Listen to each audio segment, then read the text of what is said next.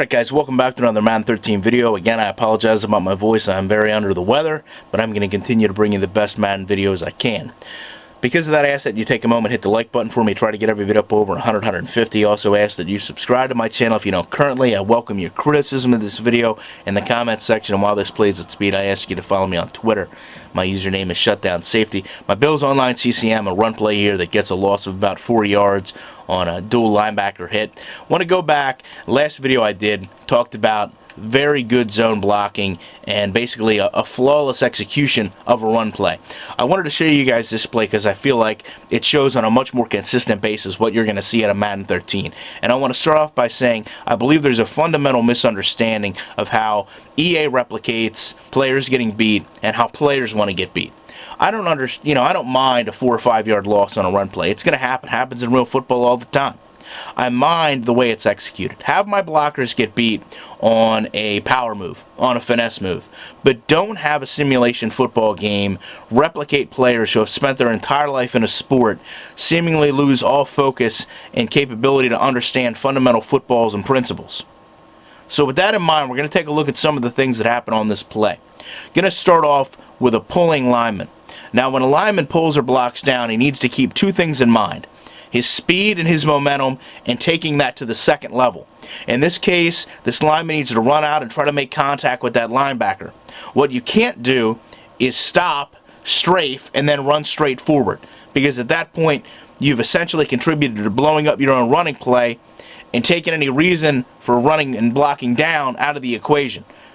Now, when we go back, we take a look at the fullback. Mine just happens to be LaRon McClain. Many of you will know he's one of the better fullbacks in Madden 13. We're going to take a look at how he handles this play.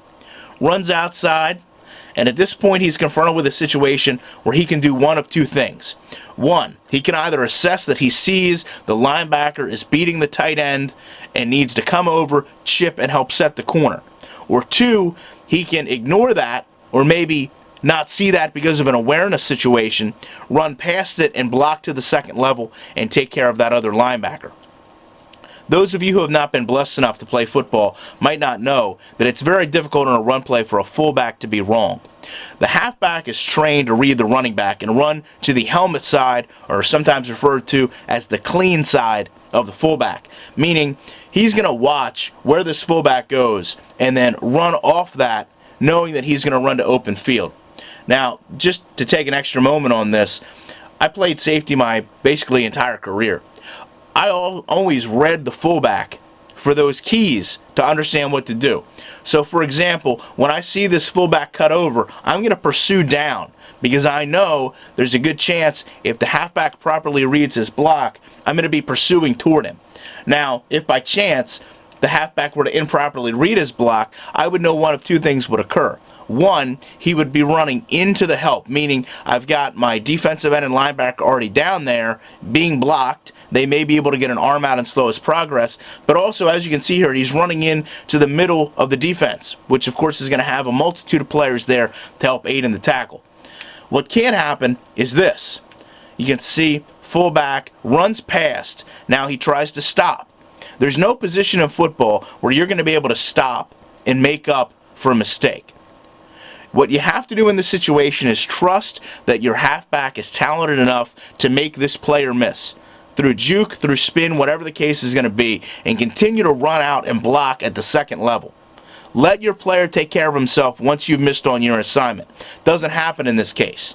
We go back and take a look at the halfback and watch the continuation of the play. Obviously, as you know, I'm stopped by that tight end, or that linebacker in the back, and then obviously another linebacker comes in to kind of final out the tackle.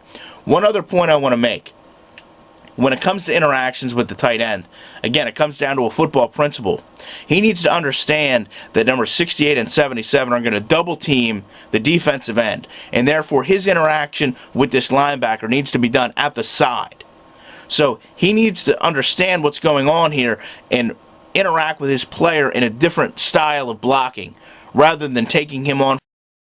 But again, that's a situation where, as I went back to, I can understand being beat this way if that's the way the game wants to handle it.